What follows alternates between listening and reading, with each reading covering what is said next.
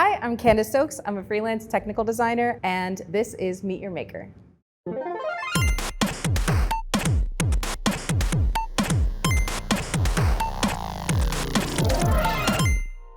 It started when I was about 7, and my grandmother, who was an immigrant from Japan, taught me how to sew.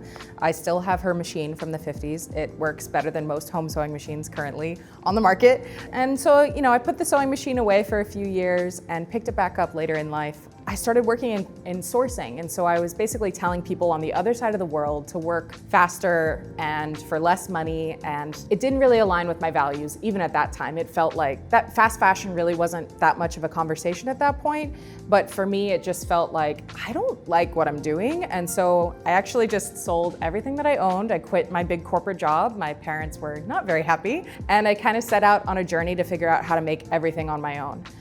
So I moved to Austin, Texas. I had a couple apprenticeships. I was working with silver and gold and hammering jewelry over an anvil. I worked at a leather goods store, which I absolutely loved. So I learned how to craft leather bags and belts and all of that stuff by hand. And then I was working at a tailor shop in Austin, Texas, which I absolutely loved. I learned so much, really top tier talent in that tailor shop, and learning about fit and construction and these really skilled people allowed me to understand the scope of what sewing can do for myself and my journey, and how it provides for so many people around the world. So after that, I ended up moving to Oakland, California, and I was going to patterning school there at Apparel Arts Productions. So that's where I got my true fashion design education. So I was patterning, and then I was also working at Levi's as a tailor, and I got so much great experience working there. I got to work with the Lot 1 program, where we're making jeans from scratch. So people would come in, we would measure them, and then we would make the jeans from scratch, start to finish, there in the shop. And that was an amazing learning experience for me. I got to go to Eureka Labs in San Francisco and learn about all the really cool up-and-coming technology with Levi's. Yeah, so after that, I started working at a small cut and sew company in Oakland, California, where I was a lead pattern maker and a production seamstress. So sewing 40 hours a week will make you pretty good at it. And so I was managing the team and the production, and that's where I got most of my technical design experience, just kind of learning on the fly. And so COVID hit in 2020, and I moved back home to Tampa to be with my parents. And that's when everyone was like, Candice, you should start your journey. You should start your own line. And I was like, okay, I guess I'll try, I don't know. During 2020, none of us knew what was gonna happen. So at that point, started Little Bull for You. And I ran that here in St. Pete and Tampa for a few years, and I had a lot of fun and formed such good relationships with everyone here in town. And it really meant a lot to me to have all that support of my local community. Little Bull is my handle on Instagram, and it has been for a really long time.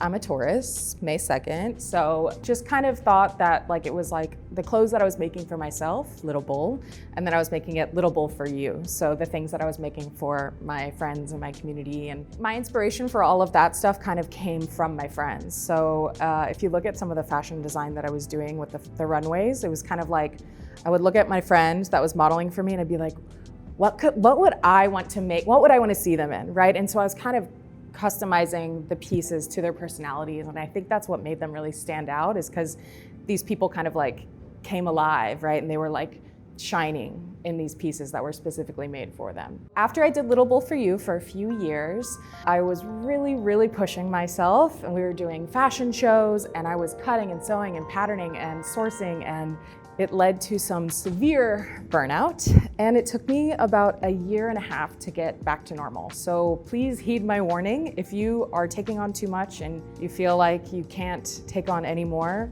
trust yourself and try and slow down, because it took me a really long time to recover. And yeah, I'm always kind of preaching about burnout now that I'm a little bit older, and so I try and tell my younger friends, it's real. And so really take care of yourself. I'm in the process of healing, so I'm doing the freelance technical design. That has been really, really amazing to see how I can take all of these skills that I've been working on for 12 years and kind of hone them into a business for myself, and finally get paid a good wage.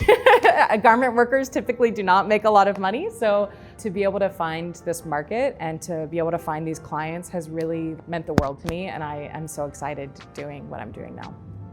don't like choosing favorites, but I really enjoy understanding construction, right? So function really is so important to me when it comes to clothes. Function and construction kind of go hand in hand. So you're going to need seams and fabric and material and textiles that are going to work with the things that your customer or whoever's wearing the garment are going to be doing. So understanding the limitations or the strengths of the textiles that you're working with, right? So let's take Lululemon as an example. So the thing that set them apart when they were designing is they made that gusset in between the legs so that, us ladies could have a little bit more privacy in that area. And it really transformed how people saw leggings, right?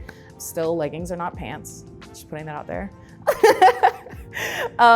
Yeah, so it really depends on what you're trying to do when you're wearing the garments. And that to me is like my favorite part about technical design. Some designers, especially if they have these big visions, right? They kind of need to be grounded in technical design. So if you don't understand how fabric works, if you don't understand how stretch percentage works or how seams work, then you might want something and it might actually not work in physics, right? I remember when I was first starting to sew, a lot of people were asking me to make them like anime outfits, like, oh, can you make this for me? And then I would look at them and it's a 2D drawing of an outfit, so it actually doesn't work in physics. So the way that some people might see something that they'd like versus how it can actually work on a human body is very different.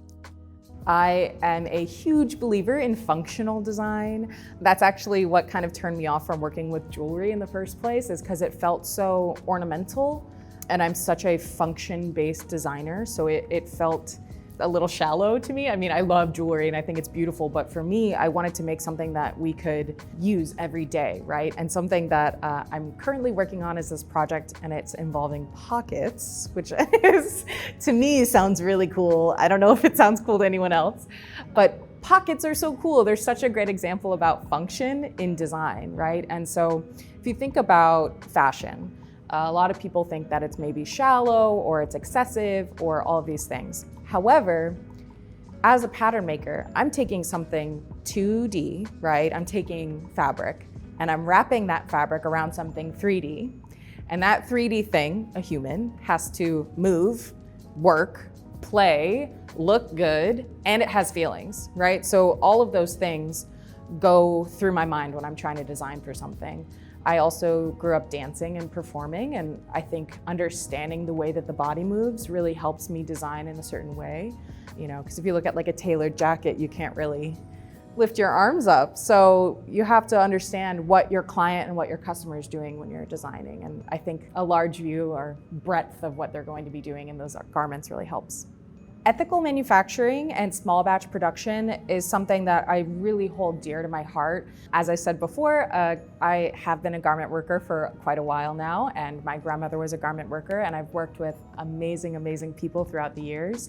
And they deserve dignity and a living wage, and they deserve to be able to feed their family with their jobs. I don't think that's a lot to ask for. So for me, as someone who is taking the skills that I've learned, I like to share this knowledge and kind of educate my clients as well as other people as to what the industry is like, because you could get a lot of exploitative labor in the industry as fast fashion has taken over.